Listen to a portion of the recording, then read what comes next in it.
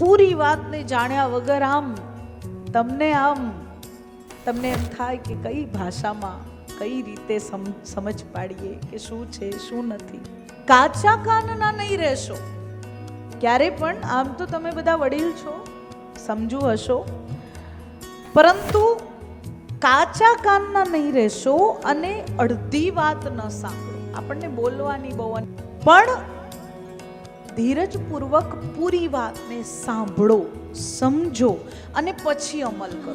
કોઈ વાત કોઈના વિશે જાણી, હવે આ તો કેવું છે ને કે સંસાર માત્ર સૌથી પહેલા તો નકારાત્મક જ વાત કરે. આપણે અગાઉ ચર્ચા કરી હતી, ખબર છે કે દ્રષ્ટિમાં નકારાત્મકતા છે. પહેલી નજરે જોઈને તો હશે, હવે કોણ હશે, કેવા હશે, જોયા આવે બધી વાતો. એમ નકારાત્મકતા આપણા સ્વભાવમાં છે, પણ તે સમયે સમય આપો, તે સમયે સમય આપો અને પૂરી રીતે એમને જાણી એમની વાતને સમજીને રિએક્ટ કરો.